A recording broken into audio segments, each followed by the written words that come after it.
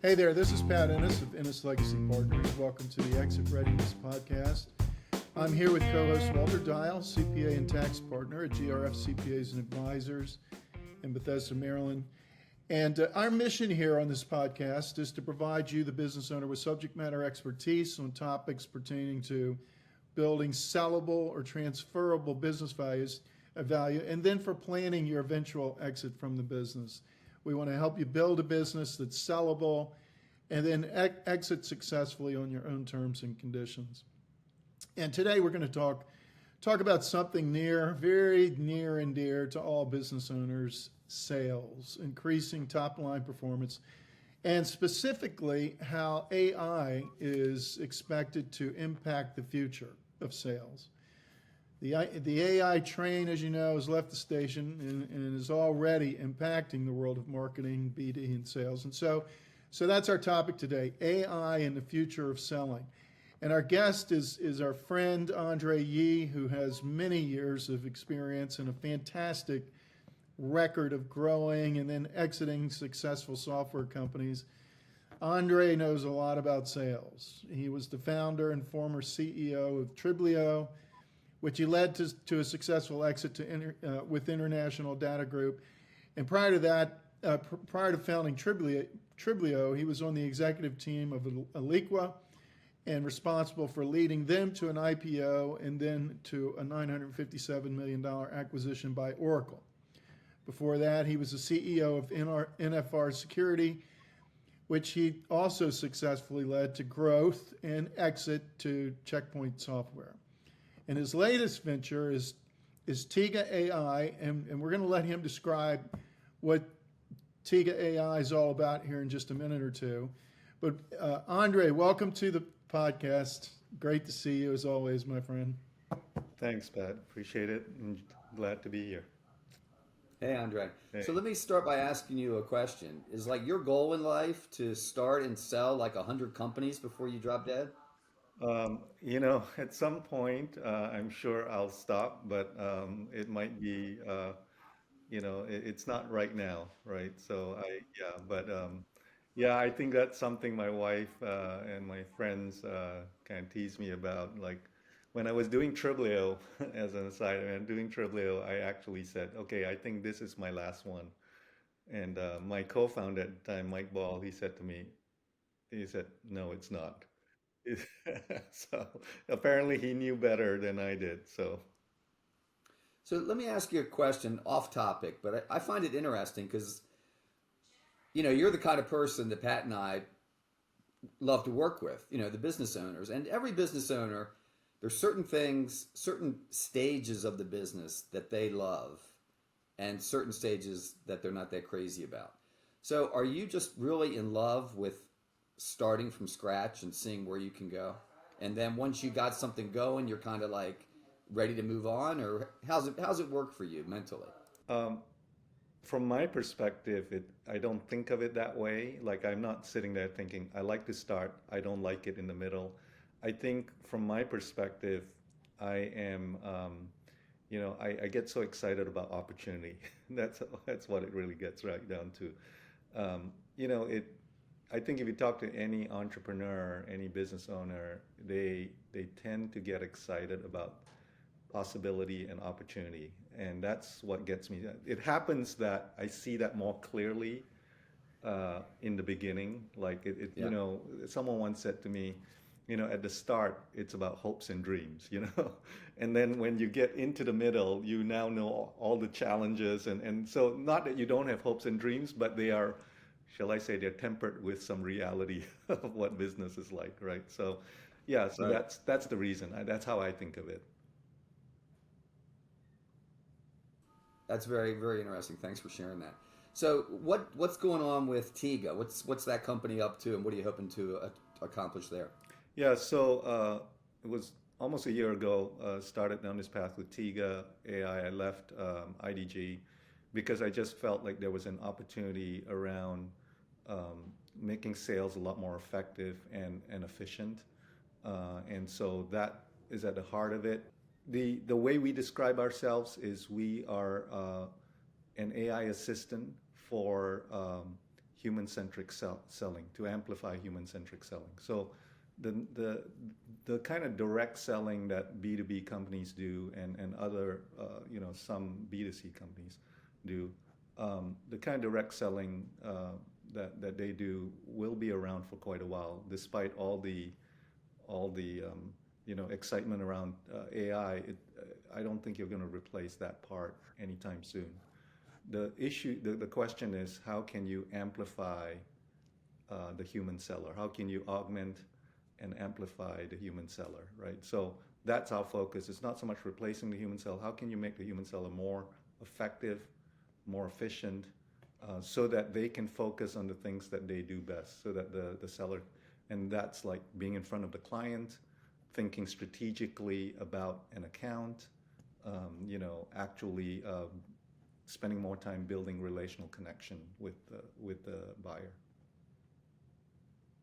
Yeah, and so amplify and augment, more effective and efficient.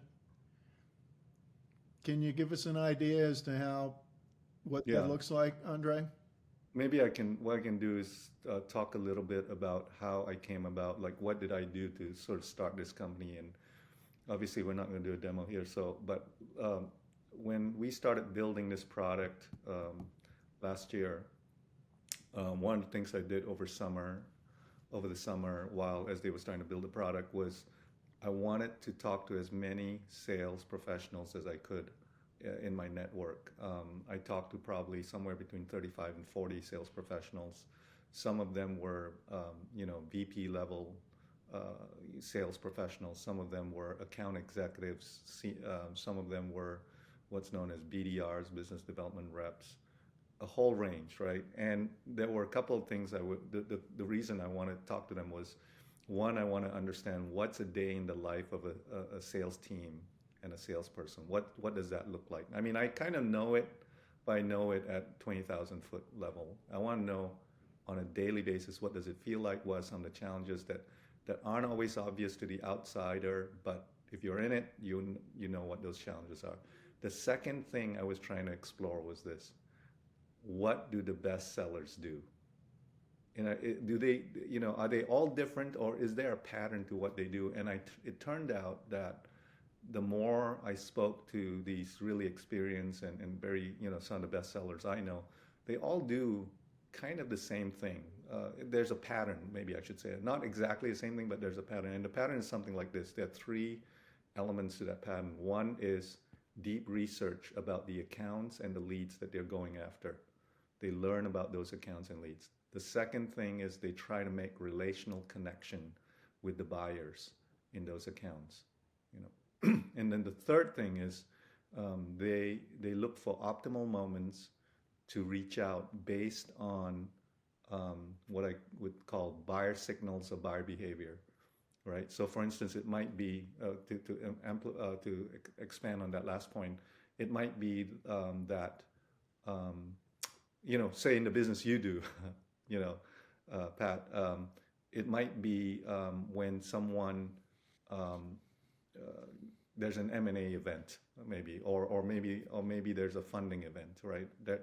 That's something that might be a signal, or it could be, when someone is hiring for a particular role.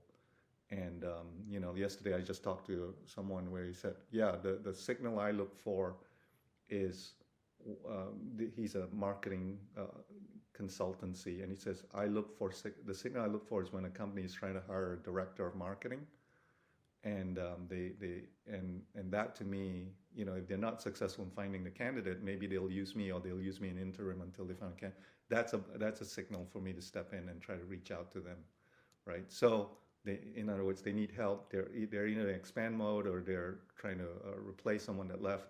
That's a great time, a signal.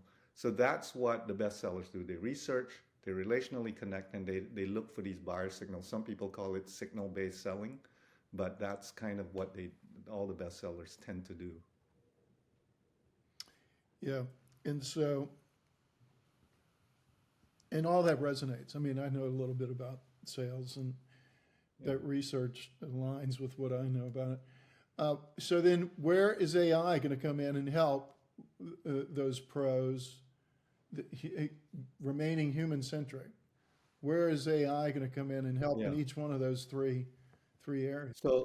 So the thing about doing that is research takes time, relational connection takes time, Uh-huh. finding those signals, keeping alert to find those signals, that takes a lot of time as well. So really, when I say the AI is here to amplify and augment, what I mean is, when I was talking to all these salespeople, a lot of them said this takes a lot of time. He said, depending on who you sell to, sometimes research means reading proxy statements of companies that are about to go public, or 10Ks of already public companies, or listening to a podcast from one of the executives so that I can mine insights about what their strategy is and and then think about how we can fit into that. So you think about it, research takes a lot of time.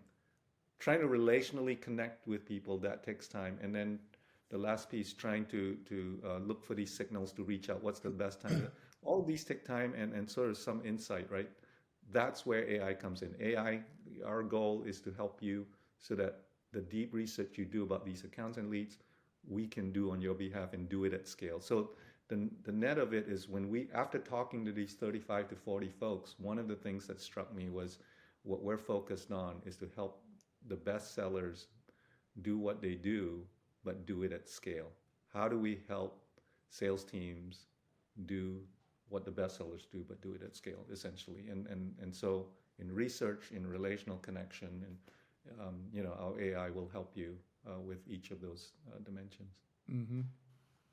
And I could see AI like in the your point number 3 about looking for the optimum opportunity to approach someone. I could see AI, that would be pretty easy for AI, because with all the social media out there, you could be, have LinkedIn being monitored for someone looking for a marketing executive or whatever. That part, makes sense. Yeah, there are a lot of signals that companies sort of put out, if you would, when they're doing something that they're not apparent to us, but they're out there, right? Like, you have executives that are on podcasts and they may say something, right? And it may give an indication of what's important for them in this coming year, for instance. Or there may be an investor call that if it's a public company, they may say something in an investor call that gives you, if you're selling a particular service or product, you might want to latch on to something they've said. Now, you think about that, that's a lot of content. Like, who has time to go through all this, listen to a call, listen to a podcast, read blogs, look for that's the kind of thing that we want to sort of bring together and then put it in consumable chunks in terms of what's meaningful to you. At the end, does the salesman put on his 3D goggles, enter the metaverse, and make the sales pitch? No, I mean, I think if you saw a product, I think what we do is you log in every day, and you essentially click a button that says run research. It starts working. One of the things you see about our product is, the AI assistant, is that it's always at work on your behalf while you're doing other things.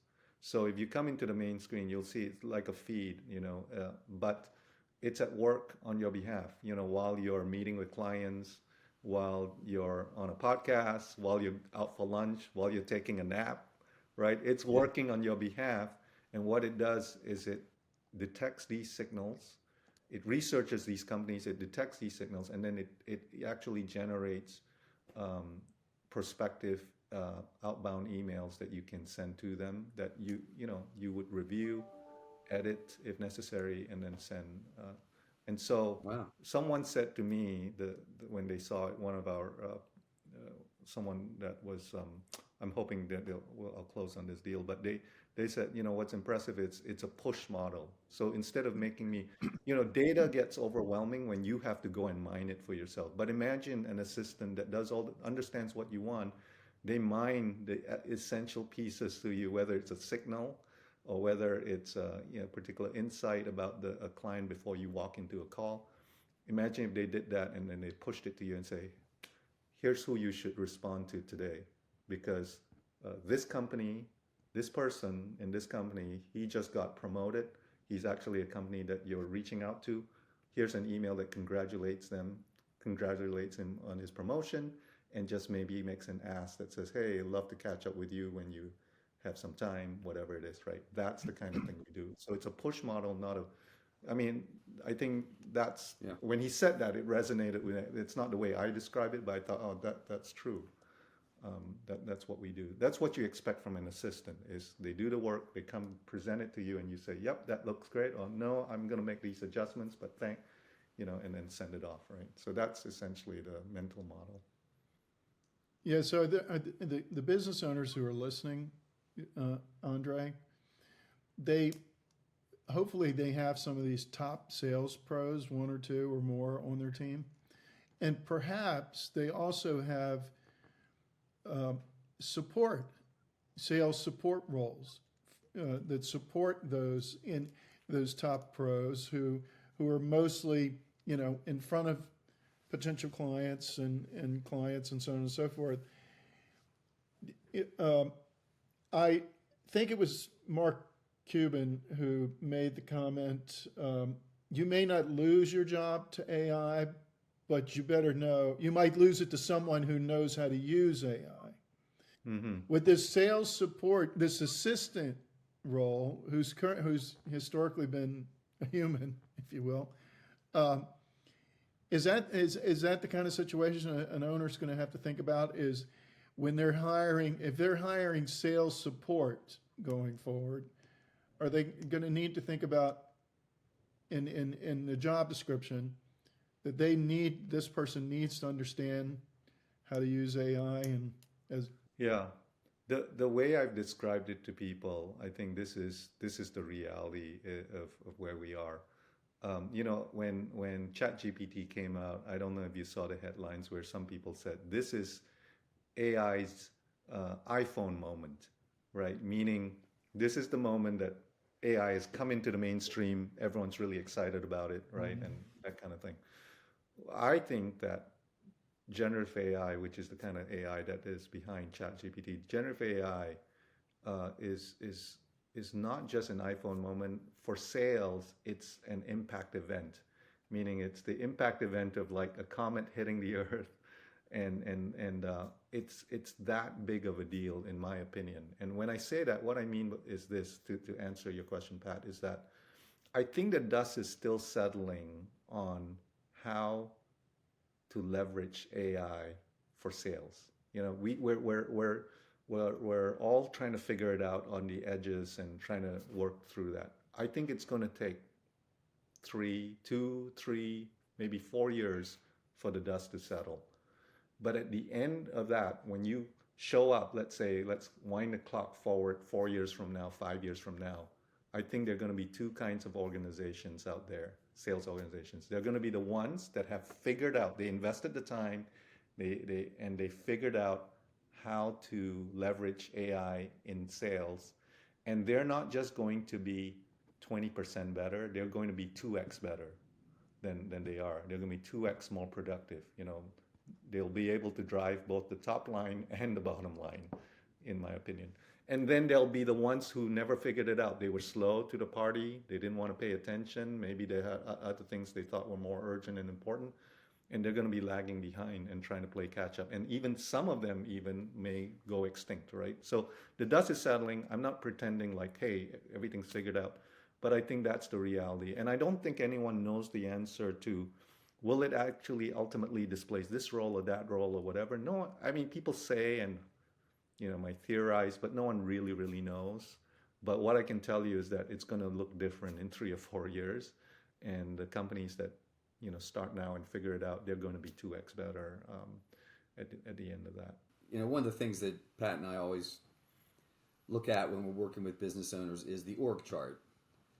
Is AI going to become like a new position, or is it just part of the existing IT department? That's a good question. I think, first of all, I don't know that it's you're saying, is there going to be a department dedicated to AI? Is that what you're saying? Or at least a person. A person dedicated to AI? Yeah. I think in some of the larger organizations, there may be.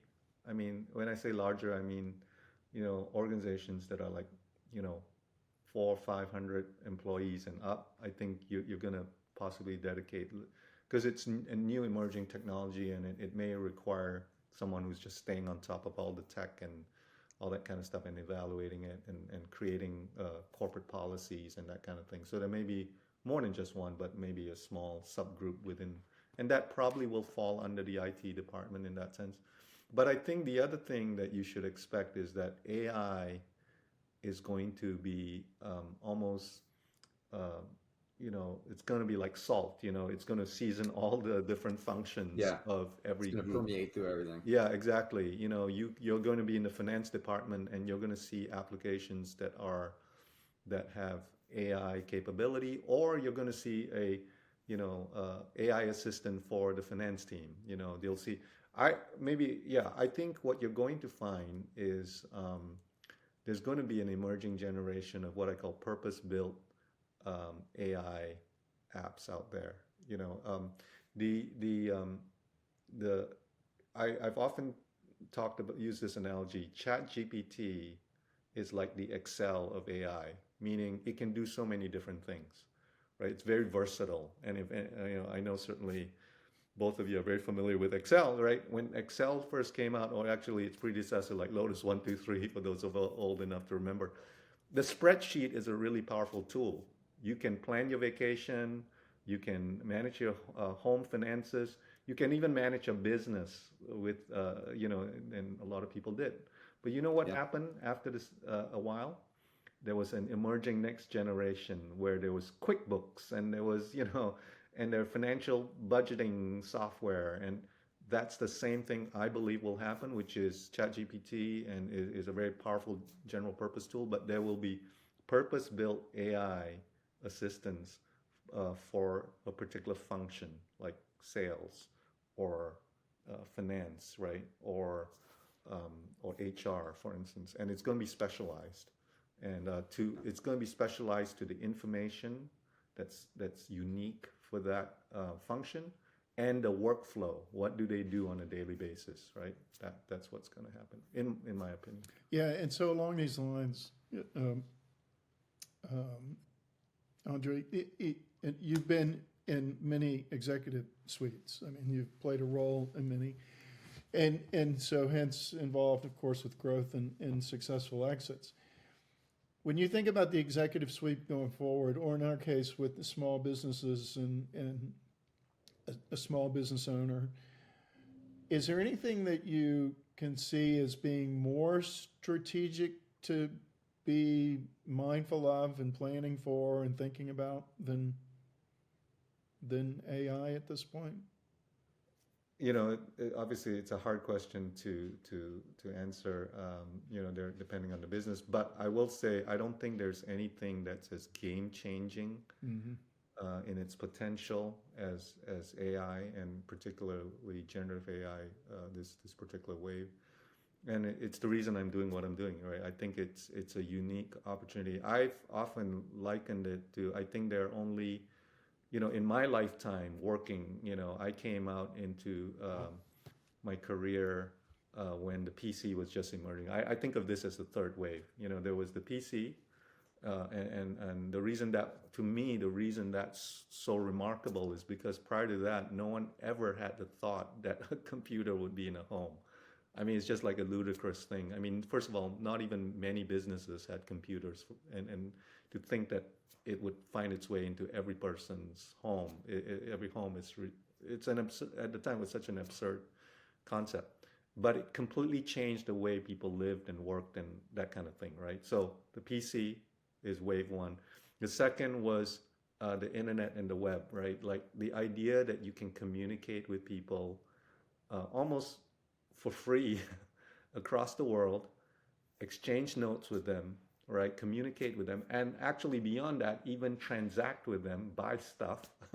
It's just, I mean, we're just obviously so used to it now, it doesn't seem amazing, but that's like a huge, game changer, because it meant that the world is your marketplace now, like, and you can sell to anyone, anywhere, and you can find goods from all over I mean, just, and then I think this is the third, kind of wave, because for the first time, I think it's getting close to replicating human function, in terms of communication,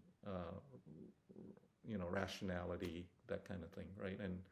And I think this is why I think it's a very exciting time, and it's a big game changer. And it's exactly why I said earlier, I think it's an impact event. I was speaking specifically for sales. It's an impact event for sales, but it's probably an impact event for a lot of different functions. And sales in particular, I think, is the next wave. And over the next, like I said, over the next 3 or 4 years, companies are going to figure it out. Companies like us are going to figure it out. Companies who are users are going to figure out how to use it, and it's going to change the game completely. So, yeah, and you mentioned earlier in passing something about, I'm paraphrasing, purpose-driven tools or that are going to be developed. And would you consider it? I would that AI or Tiga AI is just that. And yeah, so that's the can you go ahead and explain what the purpose of? yeah. Well, first of all, when I say purpose, purpose built, I think was the way I said it. Purpose built tools, or maybe functional purpose built tools to fit a particular function. In this case, sales. The reason why I believe that is there are nuance. What drives that is two things. One is that there's specific knowledge about a function that someone from the outside might not realize, but it's very specific for that function, and for your particular business, right? And how you. So if you use the way talk about selling, you need to be able to have an AI that understands how you sell, not just how selling is done in general, but how you sell. So and then the second thing is to be really useful to the end user, the salesperson. In this case, I'm selling an AI assistant to sales people. You have to understand in depth the workflow. So it's both the sort of intrinsic knowledge of the business the function and how that function operates in the business, and then it's also understanding the workflow of that function, right? How does a salesperson? What do they need? There's so many elements to that. Like, so for instance, this friend of mine that I was pitching to, and I hope to close on, he said, what he likes is this is a push model that I mentioned earlier. And he said, you know why? Because salespeople have no time to go dig for stuff. So you're building an experience that fits what they need. The other thing is, before you walk into a meeting, there are pre-meeting notes. He said, yeah, I like that because, a little background on the company I'm meeting with, the people I'm meeting with, that's invaluable, right? Because when I jump on a call, I can immediately find a point or two that I can connect with, or at least I have a sense of who they are, right? That's the kind of thing that and then the importance of understanding your business is also, that's important, because if someone, this is an example I always use. If someone says to you, let's say you invited them to a lunch and learn event, lunch event, and they said, hey, full disclosure, Pat, I'm actually using one of your competitors.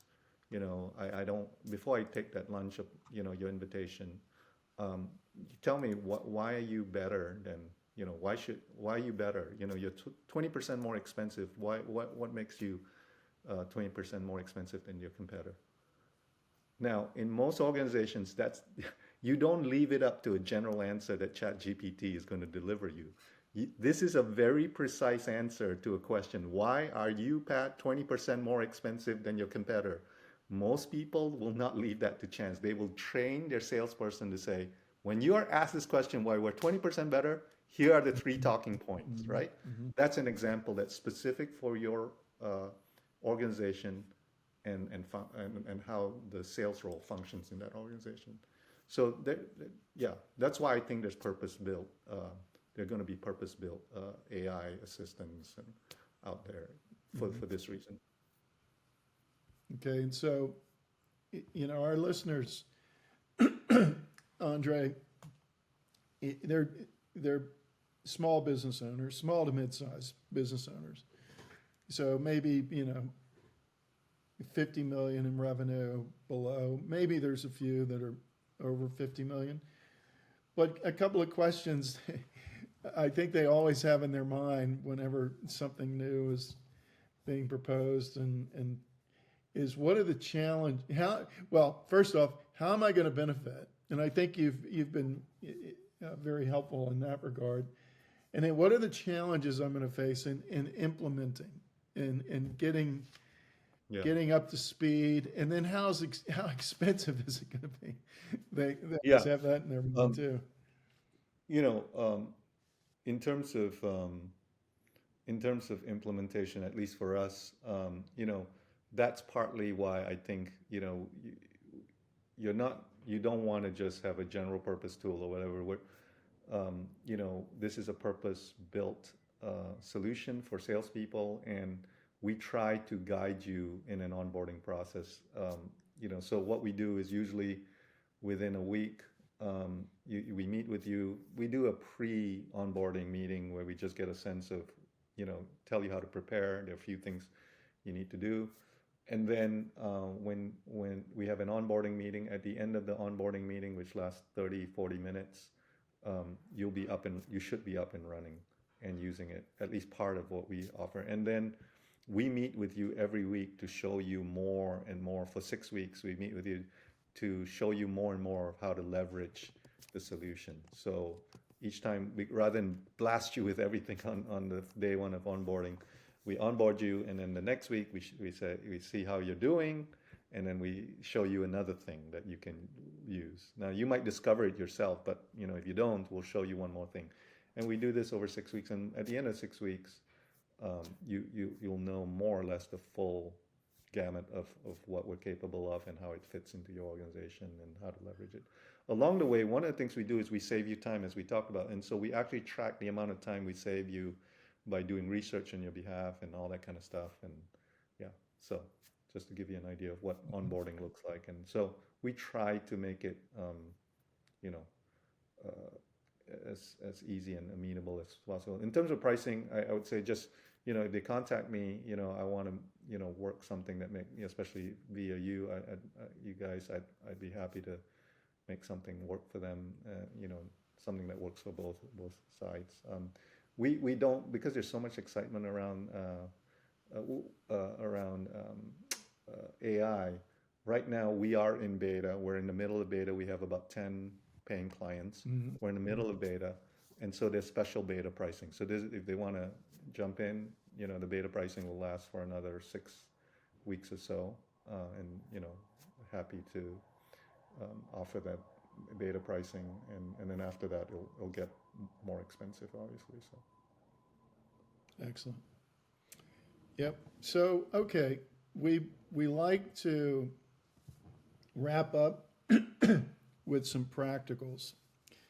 Um, it- Hopefully giving owners a few next steps that they can take to get out in front of what you've been talking about today, Andre, just in general. It's AI and the future of selling.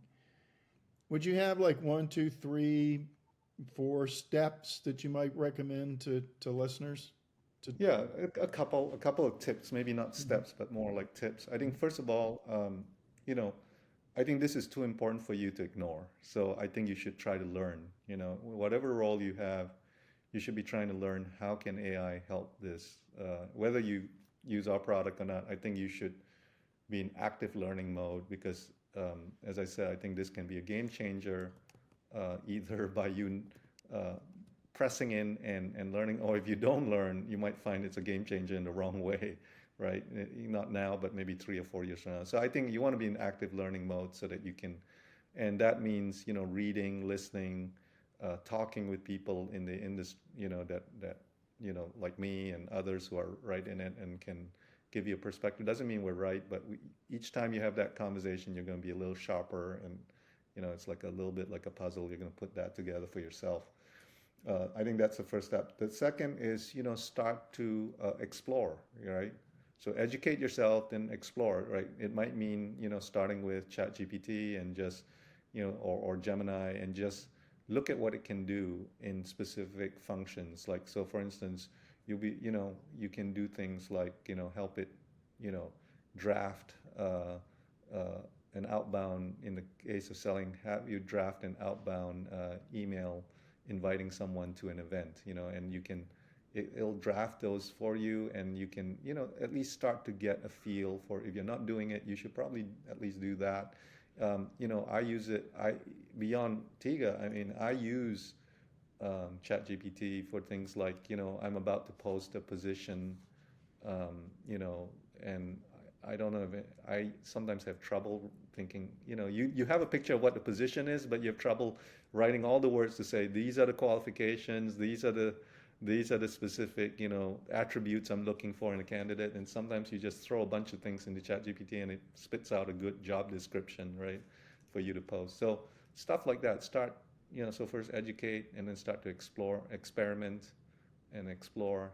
I think those are two really. And then look at where you think you can get the best leverage. If it's in sales, come talk to someone like me and see if we're a good fit.